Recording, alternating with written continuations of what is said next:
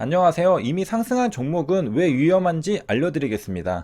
이미 오를 대로 오른 GH 신소재를 찾아냅니다. 양음양 차트가 만들어집니다. 3양봉 차트와 양음양 차트는 진입금지인데 두 조건을 만족시켜 버립니다. 한 조건만 충족되어도 들어가면 안 되는데 두 조건이 모두 충족된 상태인데요. 절대로 매수하면 안 되는 자리에서 기어코 매매를 하고 맙니다. 앞에 이미 4양봉이 뜬 다음 음봉이 나오면 조정이 아니라 파는 겁니다. 그리고 양봉은 기술적 반등일 뿐이고 저항 맞고 떨어질 가능성이 크죠. 갑자기 대량 매수세가 들어오면서 돌파가 일어나니까 매수해버립니다. 그나마 잘한 건 역시 불안하니까 금액을 대폭 줄여서 들어간 겁니다.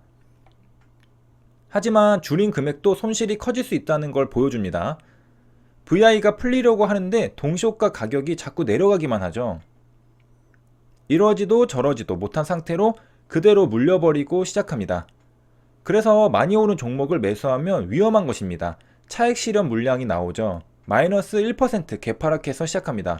과도하다 생각해서 반등을 기다립니다. 이래서 고점 추격 매수는 하면 안 됩니다. 수익 구간은 작고 손실 구간은 크죠. 결국 반등다운 반등을 못하고 다시 밀려버립니다. 뒤늦게 손절하려고 하죠. 얼마 안 들어갔는데도 순식간에 손실금이 3만원이 되어버립니다. 그러니까 금액을 줄여서 들어가도 손실을 보면 꽤 크다는 겁니다. 왜냐하면 승률이 떨어져서 금액을 줄여서 들어간 건데요. 즉, 이 말은 실패 확률이 높은데 들어갔다는 의미입니다. 그러니까 손실을 보게 될 가능성이 높다는 건데요. 그렇다는 건 하락할 때 하락률도 클 가능성이 높다는 겁니다. 그래서 적은 금액으로 들어가도 큰 하락률로 인해 손실금은 커집니다. 그러니까 한마디로 안 좋은 종목은 소액으로도 들어가지 말자입니다. 비중 조절을 해도 가능성이 높은 종목 중에 비중 조절을 해야 하는 것이죠. 승률이 높지만 내가 욕심을 절제한다는 관점으로 비중 조절을 해야 하는 것이죠. 승률이 떨어지지만 혹시나 하는 마음에 들어가 보자는 마인드는 아닌 겁니다. 그러니까 베팅한다면 항상 이길 수 있는 자리에서만 베팅해야 합니다. 양음에 매수하려고 준비합니다. 만원을 지지해 주는지 확인합니다. 만원은 심리적 지지선이 될 가능성이 높습니다. 반등이 나온다면 만원이죠. 다시 만원을 회복하고 버텨주는 듯하여 들어갔습니다. 그런데 나 혼자 들어갔죠. 보통 반응이 세게 나와줘야 하는데 물렸습니다. 그러니까 매도 물량이 출회되면서 또 호가창이 깨져버립니다. 예상한 대로 만원을 지켜주지 못했기 때문에 손절 처리합니다. 항상 양음양 차트가 만들어지는 건 아닙니다. 양음음 차트도 많죠. 손실이 누적되는 경우를 보면 안 되는 종목에서 연속 손실을 보는 게 많습니다. 벌써 GH 신소재도 세 번째 매매 도전입니다. 앞선 매매는 실패뿐이죠. 앞선 매매에서 실패했다면 분명 실패한 이유가 있을진데 세 번째 매매도 성공할 리 만무합니다. 그런데 진입하는 불나방이죠. 물론 잘한 건 금액을 대폭 줄여서 들어간 겁니다. 왜 이랬느냐? 그건 바로 시장이 안 좋아서 매매할 종목이 없었기 때문입니다. 11,100원까지 올라선 뒤 11,150원까지 잡아먹는 걸 보고 매수합니다. 이제 시원하게 가져야 합니다. 그런데 시장이 안 좋으면 뭘 해도 안 되죠. 12,200원에 매도 물량이 쌓이면서 분위기가 안 좋습니다. 잡아먹어도 계속 물량이 쌓이죠. 손절 처리합니다. 결국 저 지점이 고점이었고 계속 줄줄줄 흐릅니다. 차트를 보겠습니다. GH 신소재의 특징은 개파락이 있었습니다.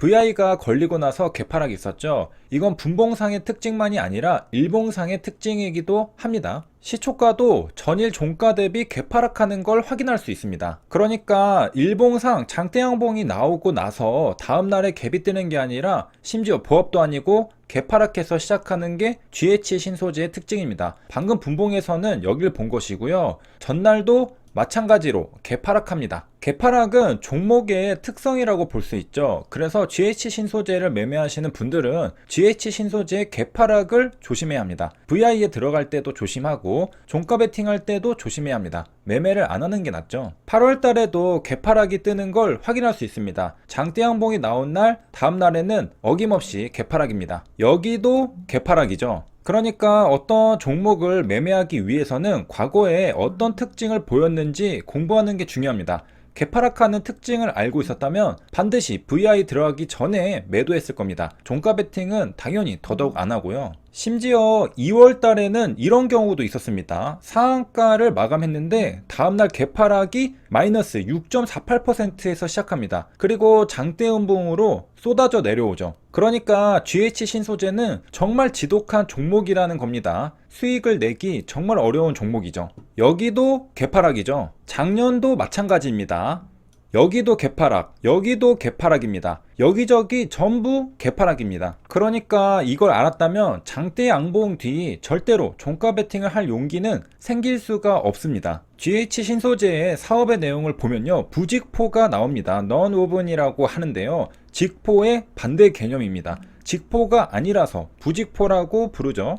직포는 직물이라고 하는데요, 도대체 직물이 무엇이냐, 이걸 알면 부직포도 알 수 있죠. 직물은 이렇게 실을 교차하여 짜서 만드는 천을 말합니다. 직포의 직이 짤 직자입니다. 짜다, 만들다는 뜻의 한자죠. 실사자가 들어있는 걸 볼 수 있죠. 교차해서 만드니까 배열이 있고 정렬이 되어 있겠죠. 규칙적으로 만들어진 천인 겁니다. 그렇다면 부직포는 이렇게 만드는 게 아니죠. 섬유가 얽혀 있어서 종횡의 방향성이 없습니다. 그래서 실이 풀릴 염려가 없습니다.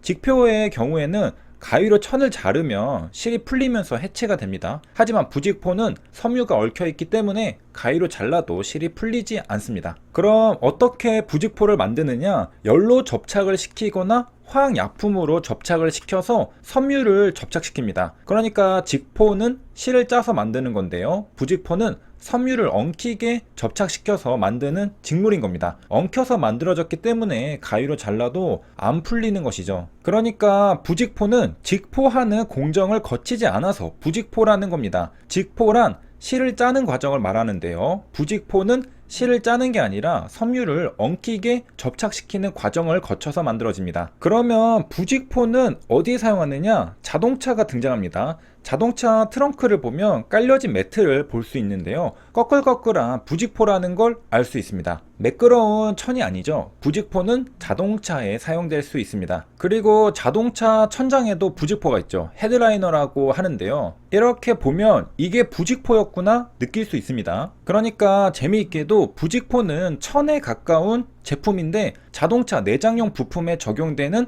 부직포 원단으로 사용될 수 있는 겁니다. 돈을 벌고 있느냐? 벌고 있습니다. 2019년 영업이익은 16억 원을 벌었고요. 작년에는 절반 줄어서 약 9억 원을 벌었습니다. 산업의 성장성을 보면요, 국내 자동차 시장에 직접적인 영향을 받고 있다고 합니다. 그러니까 자동차를 만들 때 자동차에 내외장용 부직포를 공급한다는 것이죠. 자동차용 부직포를 공급하는 회사가 GH 신소재였는데요, 코로나가 터지면서 마스크 관련주로 분류가 되기 시작했습니다. 부직포로 마스크를 만들 수 있다는 것이죠. 세 줄 요약입니다. GH 신소재는 장대양봉 뒤 개파락하는 특징을 가진 종목입니다. 그 특징이 VI에도 이어져서 VI 이후에도 개파락하는 걸 관찰할 수 있었고요. GH 신소재는 부직포 기업입니다. 그리고 코로나 시대에 부직포로 마스크를 만들 수 있다면서 관련주로 분류가 되었습니다. 부직포는 노원우분이라고 합니다. 여기까지 시청해주셔서 감사합니다.